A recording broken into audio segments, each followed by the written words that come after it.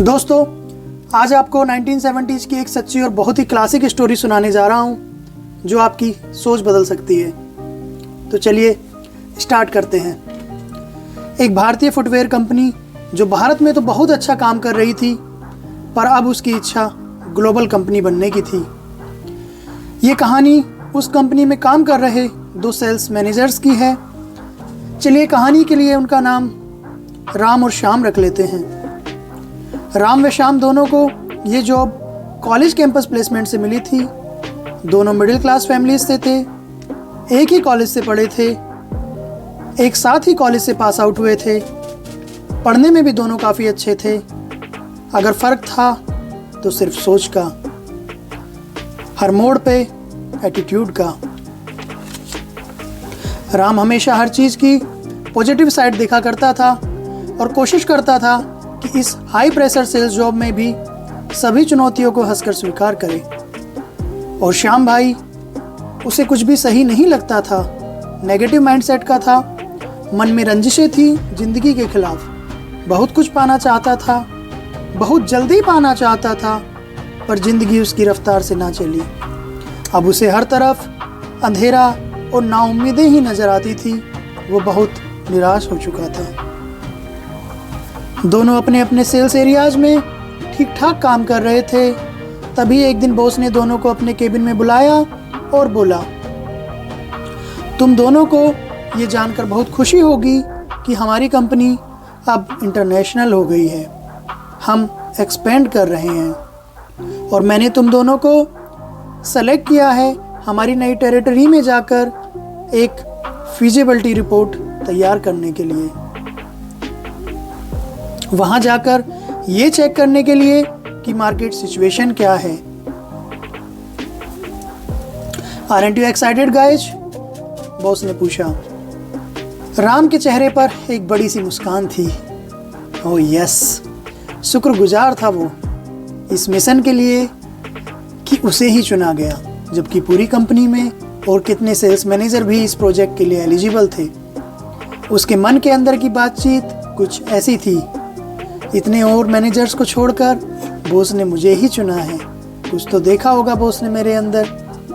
This is a great opportunity, things are moving in the right direction for me. वो बहुत खुश था क्योंकि कंपनी अफ्रीका में ऑफिस खोल रही थी और उसका तो ड्रीम था, सपना था अफ्रीका जाने का, घूमने का। सो उसे लग रहा था this is A wonderful opportunity. दूसरी तरफ हमारे मित्र श्याम, उनके मन में चल रहा था, ओह नो, ये बॉस भी ना, मुझे पहले से ही पता था ये बॉस शुरू से ही मेरे से खुंदक खाता है। सब बेकार के कामों के लिए मुझे ही आगे करता है। क्या घटिया जगह ढूंढी है यार बॉस ने भी कंपनी को इंटरनेशनल ले जाने के लिए। घंटा इंटरनेशनल, अफ्रीका, धूल, मिट्टी, मच्छर, गरीबी, फिर चुना भी तो मुझे। आखिर मुझे ही क्यों? मेरी तो किस्मत ही खराब है। दोस्तों, कुछ दिनों के बाद ये दोनों अपनी पैकिंग करके अफ्रीका के लिए निकल पड़े। एक एक्साइटमेंट के साथ निकला, दूसरा वहीं दिल में शिकायतें लेकर निकला। लगभग 15 दिनों के इस ट्रिप के बाद दोनों को एक रिपोर्ट बनाकर वापस कंपनी के हेड ऑफिस को पोस्ट करनी थी। इनको क्या लगता है अफ्रीका कैसी मार्केट है, कंपनी के फुटवेयर वहाँ लॉन्च किए जाएं या ना किए जाएं, क्या स्कोप है। इन दोनों की रिपोर्ट कुछ इस तरह की थी। हमारे श्याम भाई ने लिखा, this trip is a complete waste of time. ये पूरी ट्रिप मेरे और कंपनी के वक्त की बर्बादी थी। Company will fail if you launch in this country. Company की बुरी तरह हार होगी अगर हम अपने प्रोडक्ट्स वहाँ लॉन्च करेंगे, because no one wears shoes in this country. यहाँ कोई भी जूते पहनता ही नहीं है। दूसरी तरफ हमारे राम भाई ने अपनी रिपोर्ट में लिखा, what a wonderful opportunity, company will succeed phenomenally if we launch in this country, because no one wears shoes yet. हमारी कंपनी यहाँ बहुत कामयाब होगी अगर हम यहाँ अपने प्रोडक्ट्स लॉन्च करेंगे, क्योंकि अभी तक यहाँ कोई जूते पहनता ही नहीं है। हम पूरे देश को जूते बेच सकते हैं, हम पूरे देश को जूते पहना सकते हैं और हमारी कॉस्ट ऑफ प्रोडक्शन भी काफ़ी कम रहेगी। ये हमारे भाई राम की रिपोर्ट थी। इसके बाद राम को इस प्रोजेक्ट का कंट्री हेड बनाया गया, बड़ी प्रमोशन मिली, रिलोकेशन मिली और ये खुद भी अपनी जॉब से काफ़ी खुश था, क्योंकि इसको नया चैलेंज मिला, कुछ कर दिखाने का मौका मिला। और श्याम भाई वही अपनी पुरानी घिसी पिटी जॉब में, उसी डल रूटीन में, उन्हीं शिकायतों के साथ, उसी गुस्से के साथ ज़िंदगी जीते रहे। दोस्तों, एक की ज़िंदगी वहीं की वहीं अटकी रही और एक की ज़िंदगी ट्रांसफॉर्म्ड हो गई। अंग्रेजी का ये शब्द ट्रांसफॉर्म बड़ा ही इंटरेस्टिंग है। Transform, to go beyond the form, यानी इतना बदलाव आ जाना, इतना बदलाव आ जाना कि पहले वाला रूप पहचाना ही ना जा सके। एक की ज़िंदगी उसी स्थिति में वहीं की वहीं अटकी रही और दूसरे की ज़िंदगी कंप्लीटली बदल गई। एक ही परिस्थितियों से दोनों गुजरे, एक जैसे रूटीन लेकर, एक जैसे रिसोर्सेज लेकर, सब कुछ बराबर था। फिर ऐसा क्या डिफरेंस था, क्या फ़र्क था? दोस्तों, अंतर सिर्फ सोच का था, माइंडसेट का था, एटीट्यूड का था। मैंने कहीं लिखा हुआ पढ़ा था, सीढ़ियाँ तो वही होती हैं, सीढ़ियाँ तो वही होती हैं, किसी के लिए ऊपर जाती हैं, किसी के लिए नीचे आती हैं, फ़र्क सिर्फ सोच का होता है। इस चीज़ पर गौर करें आप लोग कि आप अपनी ज़िंदगी कैसे जी रहे हैं, राम की तरह या श्याम की तरह। कहीं श्याम की तरह आप भी अपनी ज़िंदगी में आए हुए अपॉर्चुनिटीज़ को ओवरलुक तो नहीं कर रहे हैं, नज़रअंदाज तो नहीं कर रहे हैं, क्योंकि हमारी आउटलुक ये डिटरमाइन करती है कि हमें अपॉर्चुनिटीज़ नज़र आ रही हैं या चैलेंजेस नज़र आ रहे हैं। और यही हमारी अपॉर्चुनिटीज़ हैं। स्किल्स को छोड़कर, एक्सपर्टीज़ को छोड़कर, हर चीज़ को छोड़कर आज अभी से हम अपने माइंडसेट पर काम करें, क्योंकि व्यक्ति का जब माइंडसेट सही होता है वो चैलेंजिंग से चैलेंजिंग सिचुएशन में भी अपॉर्चुनिटीज़ ढूंढ लेता है। और in the long run these are the people who succeed. ये लोग ही कामयाब होते हैं, इसलिए नहीं कि इनके पास डिग्री बेटर थी, इसलिए नहीं कि ये बेटर स्कूल से पढ़े, बस इनकी सोच बेटर थी, इनका माइंडसेट बेटर था। और ये हम सबके पास एक अवसर है अपने माइंडसेट पर काम करने का, so that we can make the best of our life। दोस्तों, ये ज़रूर जहन में रखें कि आपका जो माइंडसेट है वही डिसाइड करता है कि आपके जीवन को देखने का नज़रिया संभावनाओं से भरा होगा या रुकावटों से भरा।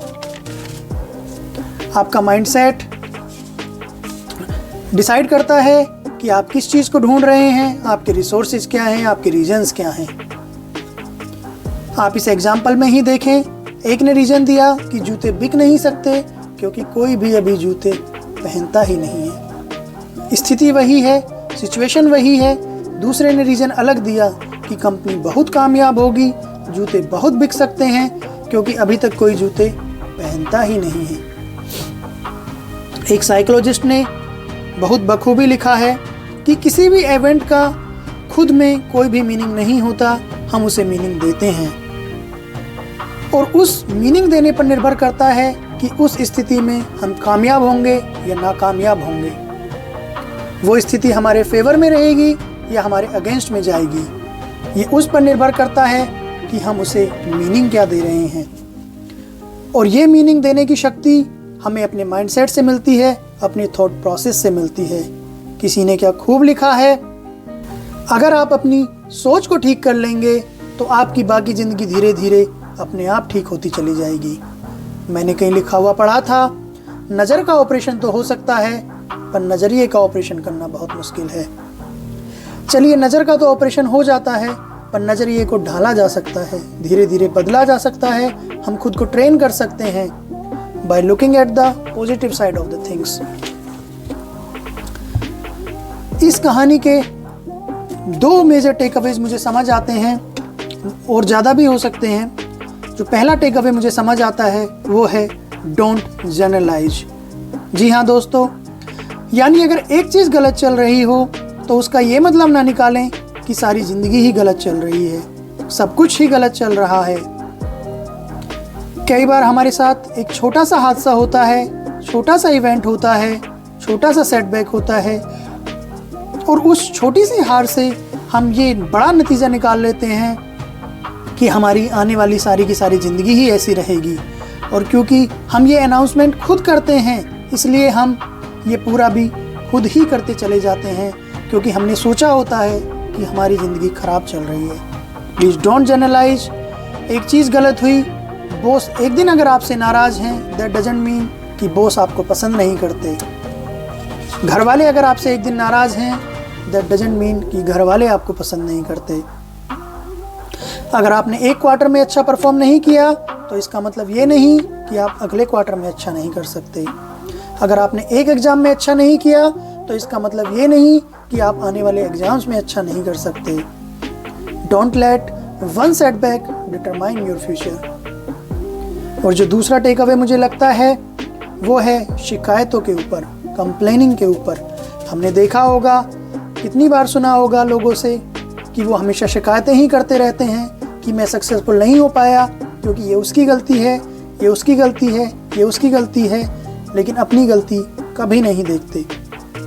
दोस्तों, MRI स्कैन्स में शो होता है कि अगर हम हर चीज़ को नेगेटिव ही ढूंढते हैं या हमेशा कंप्लेन ही करते हैं, शिकायतें ही करते हैं, तो हमारे ब्रेन सेल्स रिवायर हो जाते हैं।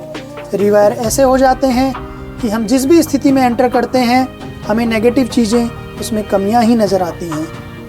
और दोस्तों, हम इस चीज़ को चेंज कर सकते हैं by becoming more conscious and more aware. जब भी आप किसी नई स्थिति में जाएं और कुछ भी नेगेटिव ढूंढने की कोशिश आपका दिमाग करे, तो आप उस समय अपने माइंड को बोलें कि मेरा थॉट नेगेटिव डायरेक्शन में जा रहा है। एक लंबा सांस लें और धीरे धीरे आप अपनी थिंकिंग को रीडायरेक्ट करें, क्योंकि कंप्लेन करने से आप सिर्फ और सिर्फ अपनी एनर्जी वेस्ट कर रहे हैं। उस एनर्जी को अगर आप एक्शन की तरफ लगाएंगे, समाधान की तरफ लगाएंगे, तो उस स्थिति से आप कुछ ना कुछ अच्छा निकाल के ले जा सकते हैं।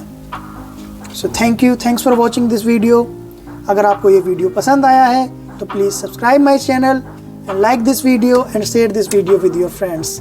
चलिए मिलते हैं अगली ही किसी वीडियो में। Thanks for watching.